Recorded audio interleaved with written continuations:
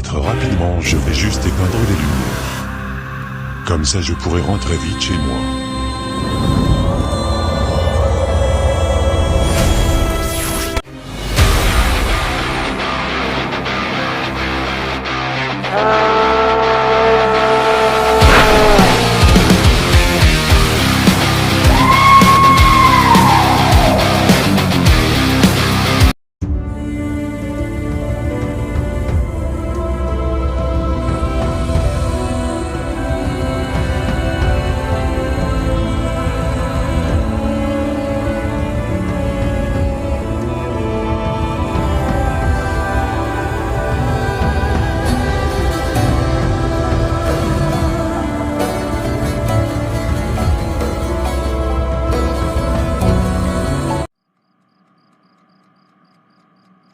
Chérie, comment a été ta journée? Bien bébé, toi? Bien bébé. Je vais me déshabiller, alors tu veux que je te prépare quelque chose? Non bébé, je n'ai pas très faim, ne t'inquiète pas ma belle. Ok love. Prends quelque chose quand même. D'accord bébé, après. Je n'arrive pas à sortir Mirama de ma tête. Elle va me faire un striptease, c'est gracieux. Ce que ma femme ne veut pas faire. Mais elle va le faire pour moi. Mon rêve va devenir une réalité maintenant. Et je pense que je vais tomber plus amoureux d'elle que de ma femme. Si je calcule bien, je ne supporte plus ma femme depuis que moi et Mirama sortons ensemble. Que vais-je faire à ma femme si je ne l'aime plus? Comment vais-je dormir avec elle? Comment vais-je supporter son corps, sur mon corps dans le même lit? Ah, elle est insupportable.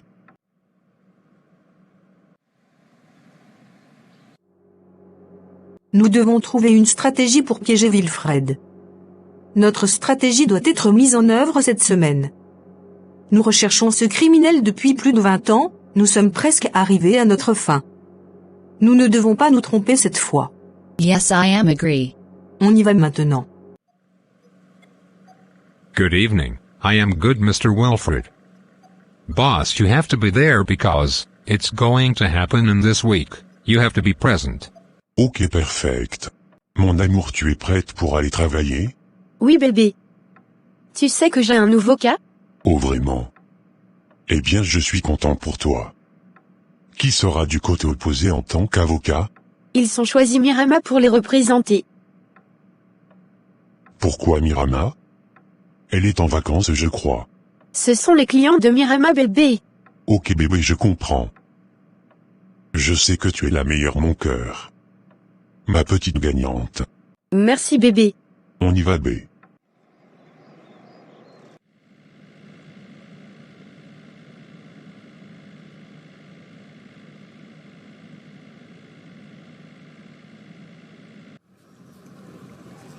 Elle est où enfin? Et Mirama.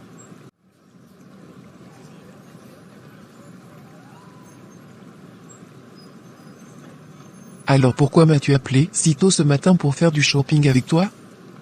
Pour danser pour Wilfred, tu m'as dit que c'était pour le week-end prochain. Mais ça y est, c'est tôt, c'est très tôt dans la semaine, pourquoi si tôt? Que se passe-t-il? Dites-moi. Il m'a appelé ce matin pour me dire qu'il partait la semaine prochaine. Donc, je vais profiter de ce week-end pour lui faire la démonstration afin qu'il puisse voir à qui il a affaire. Et je sais que cette orphelia est si religieuse et coincée pour dominer Wilfred au lit. Et je sais aussi ce qu'elle ne va pas faire pour lui, donc je vais combler tous ces petits trous. Et aussi parce que je veux que cet homme m'appartienne corps et âme. C'est pourquoi je vais dominer cet homme avec mes danses sexy, mes caresses aussi, etc. Je deviendrai sa dominatrice. Je ne dominerai pas seulement cet homme au lit, mais aussi dans tout ce qu'il fait. Ah, parce qu'Ophélia est ton amie, donc tu sais tout ce qu'elle fait ou tout ce qu'elle ne fait pas. Cela t'a donné un avantage extraordinaire. Parce que tu vas utiliser toutes ces choses qu'elle ne fait pas et ne veut pas faire. Faites-le à son mari, alors tu contrôleras tellement son mari. Il ne pourra pas résister avec toi, tu es trop fort ma chérie. Oui ma belle, tu me connais, tu me connais. Tu sais, quand j'ai dit à Wilfred que j'allais danser pour lui, il était tellement excité qu'il était totalement heureux. Il ne savait pas que j'allais lui proposer quelque chose comme ça. Et, il était tellement étonné. Je sais pourquoi, c'est parce que sa femme ne fait pas ces choses pour lui, je sais tout ça. Bravo ma belle. Tu es trop forte. Je sais déjà ce que je vais porter. Mais j'ai 2 couleurs différentes. Donc tu vas me dire quelle couleur me va très bien que l'autre. Ok ma chérie.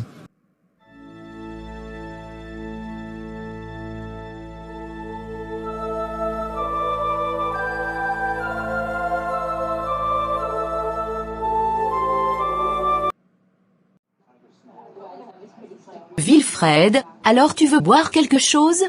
Un whisky. Alors tu dis que quelqu'un sait qui tu es vraiment? Oui, et j'ai 2 problèmes maintenant.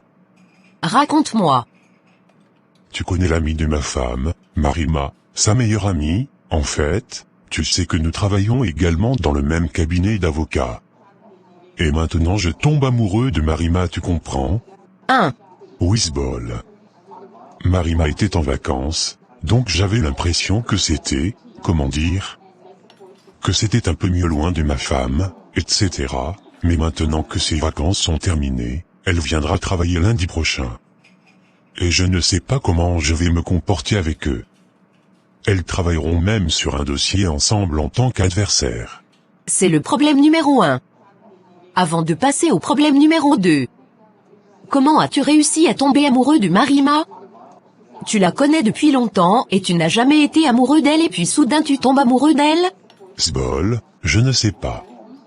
Ça m'est arrivé comme ça sans attendre. Ok, on verra ça après. Raconte-moi le plus grand problème maintenant. C'est juste que j'ai reçu un appel et la personne à l'autre bout du fil a dit qu'elle savait qui je suis. C'est un peu effrayant, mais je ne sais pas qui. Mais j'ai mis mes gars sur ce dossier, ils vont découvrir qui m'a appelé, qui a grillé mon identité.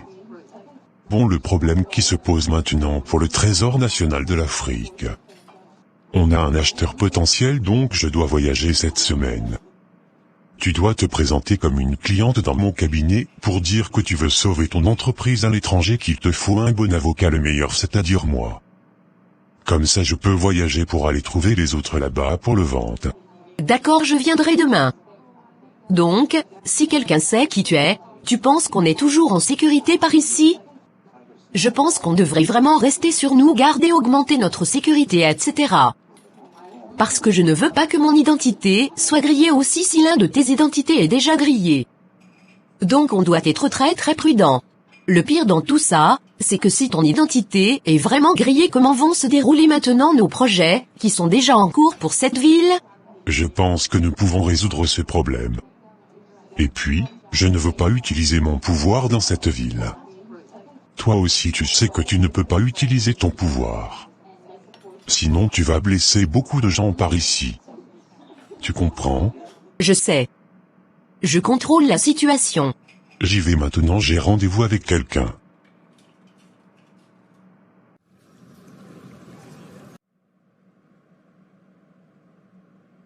Ma chérie, j'ai une question pour toi. Cette question m'a été posée et donc je voudrais te poser cette question pour connaître ta réponse. Ok. Tu feras quoi si tu sais que ton mari te trompe? Malgré je sais que mon mari ne fera pas une chose pareille, je vais tenter de te répondre quand même. Je vais te donner mon avis sur ce sujet et la Bible. Dans une situation pareille, une femme trompée a plusieurs manières de réagir. Effroi, tristesse, culpabilité, dégoût, colère, désir de revanche. Si ces sentiments sont naturels, vous ne devez pas vous y abandonner. Voici 6 choses à ne pas faire s'il vous a trompé. Être une femme trompée, ça fait mal, que l'adultère soit l'affaire d'une nuit ou de plusieurs mois. Mais cela ne veut pas forcément dire que votre relation est irréparable. Certains couples sont déchirés par l'infidélité, d'autres s'en sortent plus soudés que jamais. Vous seul pouvez savoir ce dont vous avez envie et ce dont vous êtes capable, peu importe l'avis de votre père, votre mère, vos frères et vos sœurs, oh. Mais si vous décidez de recoller les morceaux, autorisez-nous à fourrer notre nez dans vos affaires, juste un peu, pour vous déconseiller ces réactions. Une femme trompée qui ferme les yeux, la catastrophe a su réagir comme si rien ne s'était passé pour mieux redémarrer, peut paraître moins douloureux, mais c'est une erreur. Votre ressentiment ne fera que s'envenimer. D'autant plus que la communication est le ciment du couple. Ne pas aborder le sujet avec votre partenaire, c'est refuser de régler les problèmes de votre relation. Reculer pour mieux plonger, en somme. On ne trompe jamais sans raison. Cela peut être la conséquence d'une faiblesse d'un soir, mais bien souvent, c'est plutôt le résultat d'une insatisfaction vis-à-vis de son couple.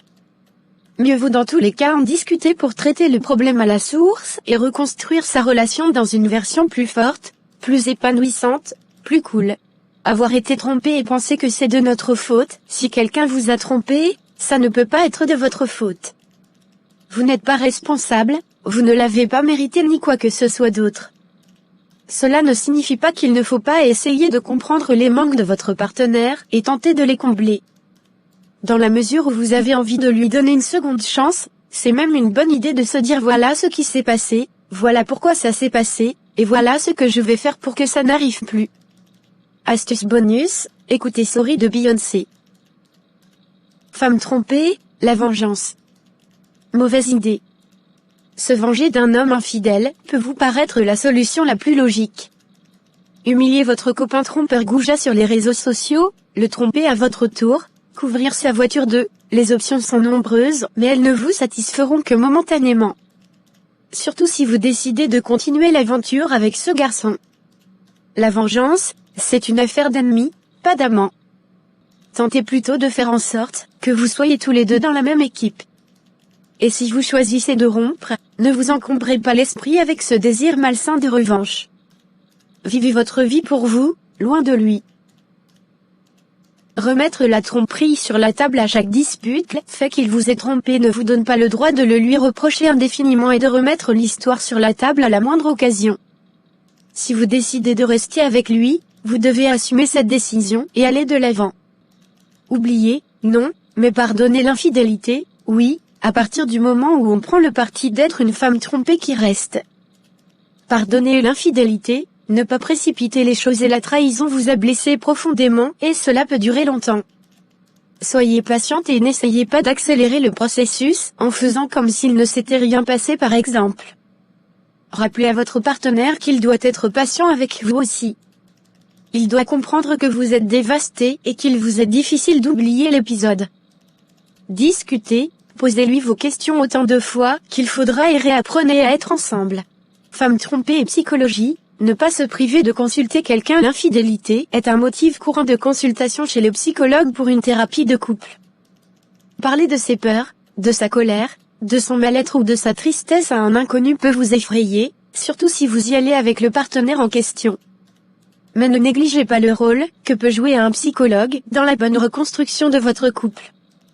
Il peut vous donner de bons outils pour redémarrer de plus belle. Comme quand on assaisonne une soirée au vin rouge d'un shot acidulé entre amis, au final. Tu sais que la bonne chose à propos du vol du mari de ta meilleure amie? Le bon côté est que, tu sais tout ce que ta meilleure amie ne fait pas pour son mari, tu connais ses points faibles, tu connais points forts. Tu sais tout donc tu dois le séduire. Même si le sorcier a travaillé pour toi, pour séduire cet homme il faut aussi mettre une stratégie. Tu peux faire un bon plan et ce plan va marcher vraiment. Parce que tu sais déjà par où frapper ou commencer, etc. Que dit la Bible au sujet de l'adultère? Qu'est-ce qui est considéré comme adultère, selon la parole de Dieu et quelles en sont les conséquences? L'adultère a lieu lorsqu'une personne mariée s'engage dans une relation sexuelle avec une personne autre que celle avec qui elle est mariée. La Bible condamne clairement cet acte, tu ne commettras point d'adultère. Exode 20, 14, dans le mariage, on s'engage à être fidèle à son époux et l'adultère viole cet engagement. Que le mariage soit honoré de tous, et le lit conjugal exempt de souillure, car Dieu jugera les impudiques et les adultères. Hébreux 13, 4, il est écrit que Dieu a fait toutes choses bonnes en son temps, Ecclésiaste 3, 11, et le temps qu'il a ordonné pour l'intimité sexuelle pour un homme et une femme a lieu dans la relation conjugale. Avoir cette relation avant le mariage, impudicité, ou avec une autre personne après le mariage, adultère, va directement à l'encontre de la volonté de Dieu. Même si ton conjoint consent à cette relation adultère, cela ne devient pas acceptable aux yeux de Dieu pour autant. Fuis l'immoralité sexuelle. Paul met clairement en garde contre ce genre de comportement. Fuyez l'impudicité.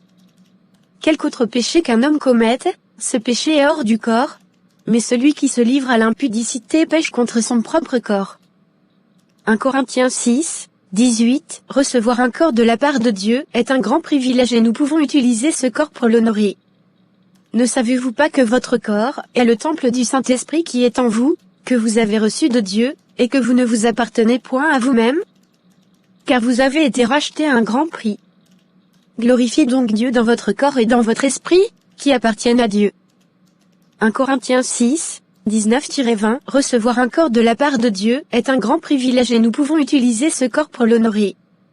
Les possibilités que nous avons de glorifier Dieu avec notre corps sont soulignées dans 1 Thessaloniciens 4, 3-5. Ce que Dieu veut, c'est votre sanctification. C'est que vous vous absteniez de l'impudicité. C'est que chacun de vous sache posséder son corps, dans la sainteté et l'honnêteté, sans vous livrer à une convoitise passionnée, comme font les païens qui ne connaissent pas Dieu. La sanctification est le processus qui a lieu dans ceux qui offrent leur corps, pour obéir à la volonté de Dieu. Ceux-là pourront participer à sa sainteté, sa vie et sa nature propre. Dans le Nouveau Testament, Jésus étant l'adultère, à celui qui convoite dans son cœur, vous avez appris qu'il a été dit, tu ne commettras point d'adultère. Mais moi, je vous dis que quiconque regarde une femme pour la convoiter, a déjà commis un adultère, avec elle dans son cœur. Matthieu 5, 27-28, il souligne également l'attitude radicale, que l'on doit avoir pour fuir un tel péché. Si ton œil droit est pour toi une occasion de chute, arrache-le et jette-le loin de toi, car il est avantageux pour toi qu'un seul de tes membres périsse, et que ton corps entier ne soit pas jeté dans la géhenne. Et si ta main droite est pour toi une occasion de chute, coupe-la et jette-la loin de toi, car il est avantageux pour toi qu'un seul de tes membres périsse, et que ton corps entier n'aille pas dans la géhenne. Matthieu 5, 29-30 Tentez en tout comme nous, sans commettre de péché. Lorsque nous sommes tentés par des pensées impures, nous pouvons nous souvenir que Jésus a ouvert un chemin hors du péché pour nous tous, car nous n'avons pas un souverain sacrificateur, qui ne puisse compatir à nos faiblesses. Au contraire, il a été tenté comme nous en toutes choses, sans commettre de péché. Car nous n'avons pas un souverain sacrificateur, qui ne puisse compatir à nos faiblesses. Au contraire, il a été tenté comme nous en toutes choses, sans commettre de péché. Approchons-nous donc avec assurance du trône de la grâce afin d'obtenir miséricorde et de trouver grâce, pour être secourus dans nos besoins. Hébreux 4, 15-16 Devant le trône de la grâce, nous recevons l'aide dont nous avons besoin, car, ayant été tenté lui-même dans ce qu'il a souffert, il peut secourir ceux qui sont tentés. Hébreux 2, 18 Les plaisirs passagers de l'adultère disparaissent vite mais la douleur que l'on récolte persiste longtemps. Il n'y a pas de vrai bonheur durable pour un chrétien en dehors de la volonté de Dieu. Les plaisirs passagers de l'adultère disparaissent vite mais la douleur que l'on récolte persiste longtemps.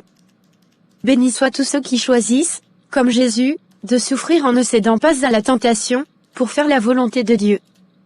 Nous devenons ainsi une bénédiction et un exemple là où nous sommes.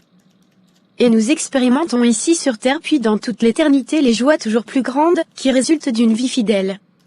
Je suis d'accord avec toi. J'ai regardé une émission qui parle de l'art de la séduction. Vraiment dis-moi les règles que cette personne a dit pour séduire un homme. Voilà. Pour déstabiliser un homme, accordez-lui de l'attention. Les hommes ont besoin de sentir qu'ils sont uniques à vos yeux et que vous êtes prête à faire des efforts en leur accordant de l'attention.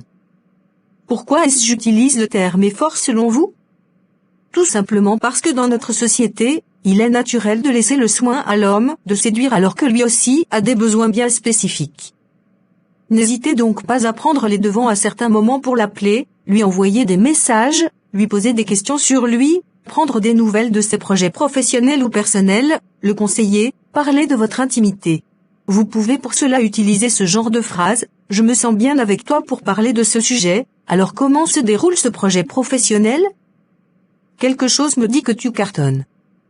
Bon courage pour ton match foot, dédicace-moi un but. » Vous remarquerez que l'objectif est d'installer une proximité avec l'homme que l'on souhaite conquérir pour créer un lien spécial et le plus rapidement possible, car aucune femme n'agit de cette manière. Il va forcément se sentir obligé de revenir vers vous, car il se sentira compris et ça les mecs adorent. Supprenez-le en assouvissant son besoin de valorisation. Le besoin essentiel pour l'être humain est de recevoir une forme de reconnaissance. Tout le monde ne l'a pas compris et c'est la raison pour laquelle vous allez être en mesure de créer un effet de surprise dès le début de la relation ou même des premiers contacts. Sans elle, un être humain peut passer toute une vie en étant malheureux ou pire encore, ne vouloir aller plus loin dans une histoire de cœur. nous avons tous un réel besoin d'être appréciés par les autres. La vie amoureuse ne fait pas exception, et la valorisation d'un homme est importante pour le pousser vers soi. Pour cela, il faut être capable de créer une réelle proximité avec un homme et de faire attention aux moindres détails. Pour séduire, vous ne devez pas hésiter à remarquer les qualités uniques qui vous font fondre et de lui en parler soit de façon directe, soit de manière détournée. Nous avons tous quelque chose d'exceptionnel que nous aimerions que les autres observent, mais pas n'importe qui, juste par les personnes qui nous entourent et que nous apprécions. Attention, cela ne signifie pas que vous devez faire des compliments en permanence. Au contraire. Il ne faut pas répéter sans cesse ces actions, mais le faire au moment opportun. N'oubliez pas que la séduction, comme toutes les relations humaines, est une question de timing. Lorsque vous montrez que vous vous apercevez de cela, ça démontre automatiquement que vous allez en profondeur et que vous commencez à bien le connaître. Vous êtes ainsi en mesure d'exprimer des choses que peu de personnes voient, c'est comme cela que vous allez pouvoir surprendre un homme sans tomber dans la routine ou dans l'excès d'engagement dès les premières semaines. Le kino, une arme de séduction redoutable. Le kino est une arme de séduction redoutable. Il s'agit de l'art du toucher pour créer une connexion physique avec un homme. Vous allez pouvoir vous rapprocher en douceur de sa personne et instaurer une alchimie positive entre vous dès les premiers instants. Les zones sensibles et sujettes à une sensation rapide chez les hommes sont, tirer le haut des genoux et le début de la cuisse. Quand il vous taquine ou raconte une blague, vous pouvez tendrement ou brusquement lui tapoter cette partie du corps. Tirer le bas du dos. Si un homme passe devant vous lors de la bise, vous pouvez facilement poser votre main sur le bas de son dos afin de créer une connexion. Tirez les avant-bras. Les hommes sont moins sensibles au niveau des mains que vous, mais beaucoup plus au niveau des avant-bras. Je vous recommande de vous focaliser sur le creux-coude pour créer une connexion en lui touchant de manière régulière. Pour les deux premières zones, il ne faut pas insister et utiliser le kino avec modération, alors que pour les avant-bras vous avez l'occasion d'en faire plus. Tournez-lui le dos et regardez-le. L'idée principale est de montrer à l'homme que vous êtes un défi et qu'il n'arrivera pas à vous séduire si facilement, mais tout en ne fermant aucune porte, pour que vous soyez à la fois inaccessible mais qu'il ne se dise pas je ne vais jamais y arriver, avec elle je vais perdre mon temps. Il faut donc trouver le juste milieu entre la femme inabordable et celle trop facile. Pour cela, on va créer une situation avec deux attitudes opposées. À la fois vous lui tournez le dos et en même temps vous lui souriez. Il s'agit de le faire dans la rue, en entrant dans un lieu ou simplement à la fin de votre rendez-vous. Cette attitude a créé un miracle, j'exagère à peine, chez les personnes que j'accompagne, car nous sommes arrivés à mettre en place une forme de défi dans la séduction, qui plaît sensiblement aux hommes.